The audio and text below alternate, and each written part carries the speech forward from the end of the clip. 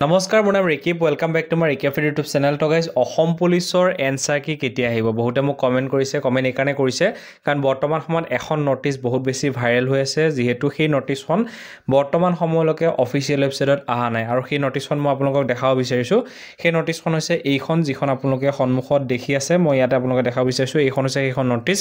যিখন বৰ্তমান সময়ত বহুত বেছি ভাইৰেল হৈ আছে যদি আমি অফিচিয়েল ৱেবছাইটত চাওঁ ইয়াতে বৰ্তমান সময়ত কোনো ধৰণৰ নটিচ এতিয়ালৈকে আপডেট হোৱা নাই লাষ্ট আপডেট 1 এপ্ৰিল 2025 হৈছে ইয়াতে কোনো ধৰণৰ সেই নটিচখনৰ আপডেট নাই কিন্তু এই নটিচখন মই অকন যদি আপোনালোকক জুম কৰি দেখাই দিওঁ এই নটিচখন আপোনালোকে দেখিবলৈ পাইছে এই নটিচখন আহিছে 11 এপ্ৰিল 2025 অহা নটিচ হয় হয়তো এখন ডিপাৰ্টমেন্টেলি যোৱা নটিচ হয় আৰু এই নটিচখনত কি লিখা আছে যেহেতু এই নটিচখনত লিখা আছে যেটো আমাৰ এনসাৰ কি হয় যেটো আমি অসম পুলিচৰ এবিউবি আদি কৰি যিখিনি পোষ্টৰ আমি এক্সাম দি আহিলো সেইখিনি পোষ্টৰ যিখন এনসাৰ কি যেহেতু দিম বুলি কৈছে চৰকাৰে তো সেই এনসাৰ কিখন আপোনালোকৰ মুকলি হ'ব কেতিয়া ইয়াতে লিখা আছে যেহেতু আপোনালোকৰ কোৱেশ্চন পেপাৰ আছিল মোট 4খন পেপাৰ আছিল এ বি সি ডি বুলি 4খন পেপাৰ আছিল সো আপোনালোকৰ যিখন এনসাৰ কি মুকলি হ'ব সেইখন মুকলি হ'ব 14 এপ্ৰিল 2025 ত আপোনালোকৰ এনসাৰ কি মুকলি হ'ব 14 এপ্ৰিল 2025 ত আপোনালোকৰ এনসাৰ কি মুকলি হ'ব আৰু তেওঁলোকে এটা মেনচন কৰিছে যে 14 এপ্ৰিল 2025 ৰ পৰা 22 এপ্ৰিল 2025 লৈকেহে আপুনি আপোনাৰ এনসাৰ কিখন ডাউনলোড কৰিব পাৰিব সেইখিনি সময়ৰ ভিতৰত যদি আপুনি এনসাৰ কিখন ডাউনলোড নকৰে হয়তো হেতু লিংকটো এক্সপায়াৰ হৈ যাব আৰু এতিয়া মূল কথাটো হ'ল যে এনসাৰ কি আৰু ওএমআৰ শিট দুইটা বেলেগ বেলেগ বস্তু হয়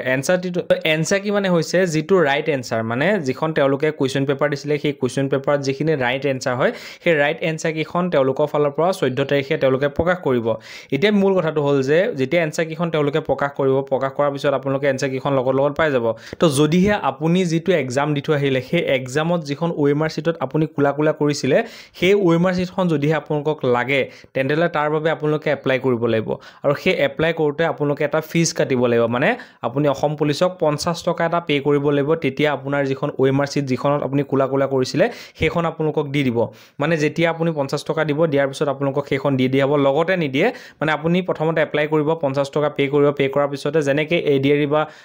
এডিআৰই পৰীক্ষা যেনেকৈ দিছিলে ঠিক তেনেকুৱা ধৰণৰ 50 টকা পে কৰিলে পে কৰাৰ পিছতে আপোনাৰ মোবাইলত এটা এসএমএস আহিব যেতিয়া আপোনাৰ মানে ওএমআৰ শিটখন ৰেডি হৈ যাব যেহেতু আমাৰ এই এক্সামটো ওএমআৰ এক্সাম আছে ওএমআৰত কি হয় আমি অফলাইনত আমি মানে কুলা কৰা কাগজখিনি গুটেখিনি গৈ জাপ হৈ থাকে তো যেতিয়া আমি 50 টকাটো পে কৰিম তেতিয়া সেই জাপৰ ভিতৰৰ পৰা আমাৰ যিখন ওএমআৰ শিটখন সেইখন বিচাৰি উলিয়াব আৰু বিচাৰি পেলাই আপোনালোকক আপলোড কৰি দি দিব যেতিয়া তেওঁলোকে বিচাৰি পাব লগত আপোনাৰ মোবাইলত এটা এসএমএস আহিব আৰু সেই এসএমএসটো অহাৰ পিছতে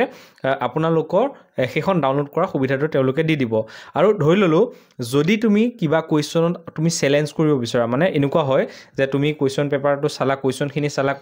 চোৱাৰ পিছতে এনসাৰখিনি চালা তো তোমালোকৰ এনেকুৱা লাগিছে তেওঁলোকে যেটো ৰাইট এনসাৰ বুলি তেওঁলোকে কৈছে সেইটো তোমাৰ মতে ৰাইট নহয়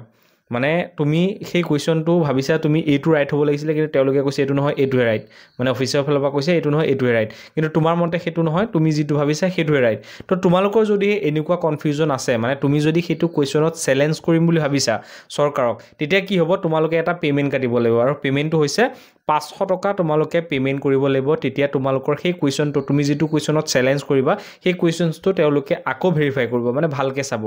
ভালকে চোৱাৰ পিছত যদিহে তেওঁলোকৰ এনেকুৱা লাগিল যে হয় এই লৰাজনে যেটো কৈছে বা এই ছোৱালীজনীয়ে যেটো চ্যালেঞ্জ কৰিছে সেইটো সঁচা কথা কৈছে তেতিয়া সেই মাৰ্কটো তোমালোকক দি দিয়া হ'ব তেতিয়া সেই মাৰ্কটো তোমালোকক দি দিয়া হ'ব লগতে সেই 500 টকাটো তোমালোকক ঘূৰাই দিয়া হ'ব যদি কিবা কাৰণে এনেকুৱা হয় যে তেওঁলোকে যেটো এনসাৰ দিছে সেইটোৱে ৰাইট তুমি যেটো অবজেকশন দিছে সেইটো ৰাইট নহয় তেতিয়া তোমালোকক 500 টকাটো ঘূৰাই দিয়া নহব তো হেনেকুৱা এটা সুবিধা তেওঁলোকে দিছে এতিয়া তোমালোকে গম পাই গলা যে তোমালোকৰ 14 তাৰিখে এনসাৰ কি মুকলি হ'ব এনসাৰ কি মুকলি হোৱাৰ পিছতে তোমালোকে ওএমআৰ শিটৰ কাৰণে এপ্লাই কৰিব পাৰিবা 50 টকা পে কৰি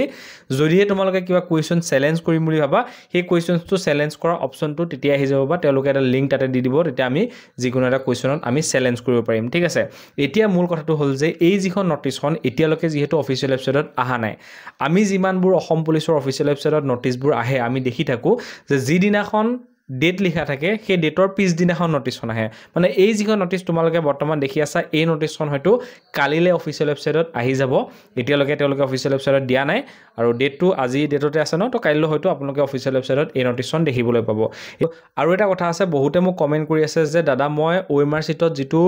আমাৰ ৰোল নাম্বাৰ ভৰাব লাগিছিল ৰোল নাম্বাৰ তলত যেটো কুলা কৰিব আছে সেইটো মোৰ অলপ ভুল হৈ গল এনেকৈ কিছুমানে মোক কৈ আছে বা পিছ সাইডে যেটো আকৌ লিখিব লগিয়া আছিল সেইটো মই লিখা নাই এনেকৈ কিছুমানে কৈ আছে তোমালোকে চিন্তা কৰিব নালাগে তোমালোকৰ ৰিজাল্ট আহি যাব